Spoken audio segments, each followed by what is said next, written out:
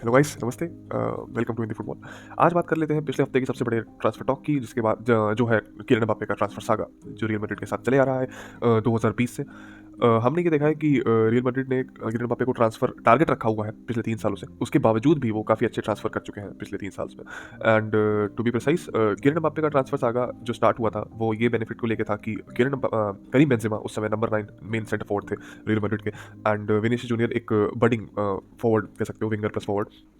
And they needed one more player, एक और player की जरूरत थी उनको। किलियन एम्बाप्पे उस जगह उस समय उस पिक्चर में बहुत अच्छे से सेट हो रहे थे, जहाँ पे ऐसा प्लान कर रहे थे कि किलियन एम्बाप्पे, विनीसियस जूनियर और करीम बेंजेमा के साथ एक फॉर्मिडेबल अटैक बनाया जाएगा रियल मैड्रिड का, जो कि पॉसिबली किसी के लिए होल्ड करना आसान नहीं होगा, किसी भी डिफेंस के लिए। At the time of 2021 Karim Benzema was almost the number 1 player in the world. ठीक, बट उसके बाद सिचुएशंस कुछ चेंज हुई। किलियन एम्बाप्पे नहीं आ पाए रियल मैड्रिड में, lot of things happened. And अभी भी रियल मैड्रिड के नंबर 1 ट्रांसफर टारगेट हो सकते हैं या होंगे Kylian Mbappe, I am not sure. But क्या वो अभी भी उस प्रायोरिटी पे किलियन एम्बाप्पे को देख रहे होंगे real Madrid? I don't think so, ऐसा नहीं है मेरे हिसाब से। इसीलिए अभी जो बात चल रही है that is somewhere still not confirm, but अभी सम पीक पे आ रही है, क्योंकि किलियन एम्बाप्पे ने 2 बार मना कर दिया रियल मैड्रिड को। एंड उनका एक कॉन्ट्रैक्ट साइन होना है पीएसजी से इस साल। अगर वो कॉन्ट्रैक्ट साइन नहीं करते हैं तो he will be free agent. Free agent होने का मतलब ये है कि उन्हें कोई भी क्लब बिना ट्रांसफर फी पे किए सिर्फ उनकी जो वेज डिमांड है, प्लेयर का जो हफ्ता होता है, ये जो महीना कहते हैं सैलरी, वो देगा। और उसके अलावा कोई भी किसी भी क्लब को उन्हें पैसा नहीं देना पड़ेगा उसके ट्रांसफर के लिए। ठीक है, so keeping that aside, main मुद्दा ये है कि क्या अभी भी रियल मैड्रिड को एक किलियन एम्बाप्पे जैसा आउट एंड आउट विंगर या आउट एंड आउट फॉरवर्ड चाहिए? तो मेरे हिसाब से नहीं चाहिए, क्योंकि रियल मैड्रिड के पास इस समय जब ऐसे लेग्स हैं like Vinicius junior from the left, Rodrygo Goes on the right and preferably Brahim on the right और a wide role as well. तो जब ब्राहीम है और आर्डा कूलर भी एक तरह से one of the most you can say generational talent उसे बोला जा रहा है, वो भी वाइड से ऑपरेट करना पसंद करता है। तो एक ऐसा प्लेयर लाया जाए जो कि वन ऑफ द बेस्ट है वर्ल्ड में, no doubt as a wide player, but still you have if not the best and second best in the world. ठीक है, और उस पोजीशन पे अच्छे से कवर है हमारा रियल मैड्रिड का।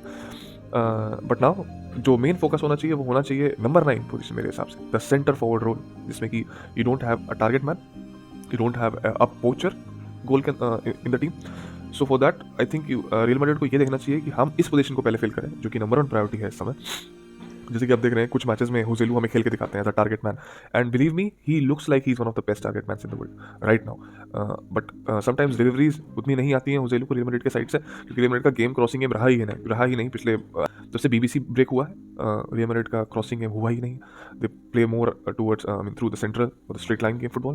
तो इस वजह से होसेलू भी कंप्लीटली यूटिलाइज नहीं हो पा रहा है। बट जितना भी उन्होंने खेला है वो ये क्लियर कर दिया उन्होंने कि एक रियल मैड्रिड को जब भी टारगेट मैन या पोचर या सेंटर फॉरवर्ड के साथ खेलता है प्रॉपर नंबर 9, तो वो बहुत ही खतरनाक अटैक दिखता है रियल मैड्रिड का। वो किसी भी टीम को ईजिली काउंटर कर देगा, किसी भी टीम का डिफेंस।